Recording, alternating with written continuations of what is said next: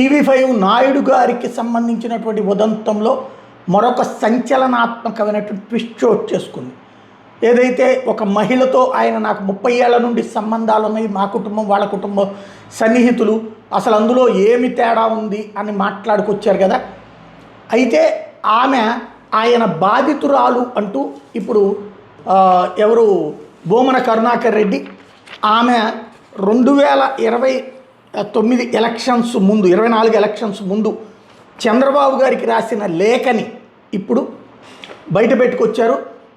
అప్పుడు గౌరవనీయ మాజీ మరియు కాబోయే ఆంధ్ర రాష్ట్ర మంత్రివర్యులు అనేటువంటి పేరుతో రాసినటువంటి లేఖ, నా పేరు అంటూ అందులో అది ఇక్కడ మార్పు చేసి మరీ పెట్టారు. వీళ్ళు వయసు 48 సంవత్సరాలు, గుంటూరు జిల్లా తెనాలి, మాది బ్రాహ్మణ వైదిక కుటుంబం అయినప్పటికీ మా నాన్నగారు తెనాలి టౌన్ హెడ్ కారణంగా పనిచేస్తున్నారు.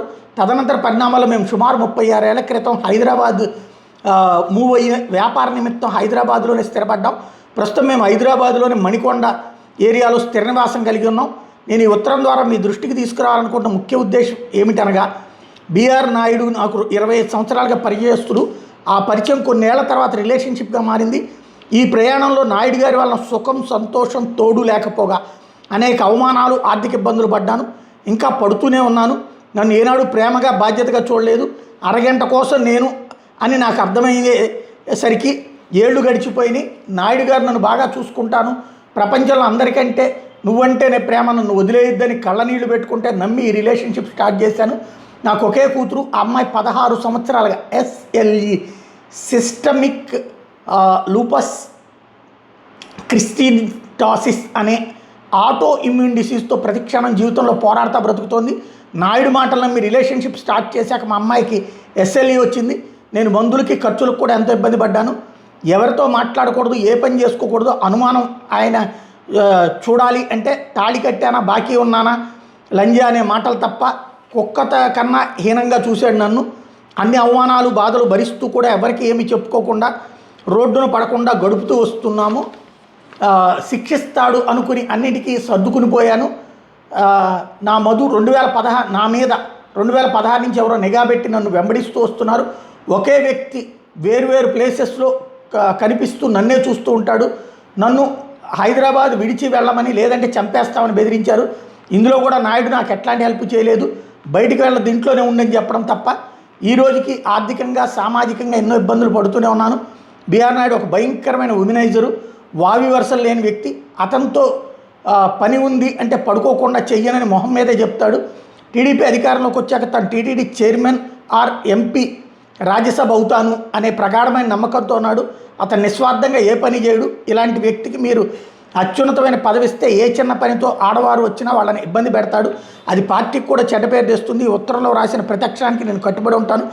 పెద్దలు గౌరవనీయులను మీరు నా ఆవేదన అర్థం చేసుకోగలని భావిస్తున్నాను అంటూ లోకేష్కి పవన్ కళ్యాణ్ని కూడా అటాచ్ చేస్తూ రాసినటువంటి లేఖలు, అప్పట్లో ఆమె పెట్టినటువంటి ఆ లేఖలకు సంబంధించినటువంటి క్లిప్స్ను కూడా, ఏది పోస్టల్ పంపించినటువంటి స్టాంపులతో సహా ఉన్నటువంటిది కూడా ఇప్పుడు వైసీపీ రిలీజ్ చేసింది. అంటే ఈ సదరు మహిళ ఖచ్చితంగా నాయుడు గారికి పరిచయమే. అయితే ఆవిడ బాధితురాలు, ఆయన బాధితురాలు. ఆమె ఈయనకి అప్రోచ్ అయ్యింది, వైసీపీ వాళ్ళని అప్రోచ్ అయింది అన్నటువంటిది అర్థమవుతుంది. అది ఇక్కడ కీలకమైనటువంటి వ్యవహారం. కాబట్టి ఇప్పుడు ఈ వ్యవహారం మీదన కరుణాకర్ రెడ్డి మాటలు ఒకసారి విందాం. ఆవిడతో చాలా ఉన్నటువంటి అన్యోన్య బంధం, 30 ఏళ్ల అనురాగ బంధం అని చెప్పినాడు కదండి.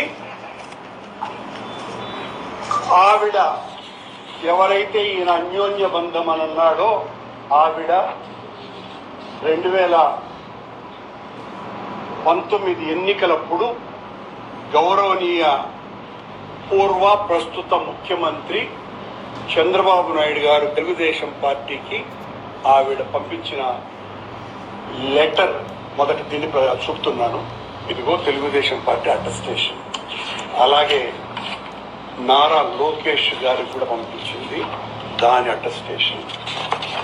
అలాగే ఆవిడ పవనానంద స్వామికి కూడా పంపించింది, దానికి సంబంధించినటువంటిది ఇన్ఫర్మేషన్. ఆవిడ రాసినటువంటి ఉత్తరాన్ని నేను ఇప్పుడు చదువుతున్నాను. మీదే చెబుతాడు. చిన్న పనితో ఆడవారు వచ్చినా ఆవిడ ఫోన్ నంబర్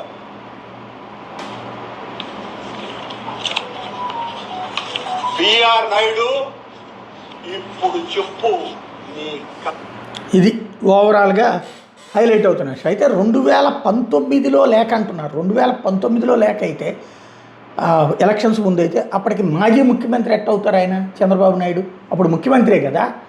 ఇంకోటి పవన్ కళ్యాణ్ అప్పుడు తెలుగుదేశం నుంచి విడిపోయి ఉన్నారు కదా. అయితే ఈ లెటర్ 2024 ముందు రాయాలా లేదా 2014 ముందు రాయాలి.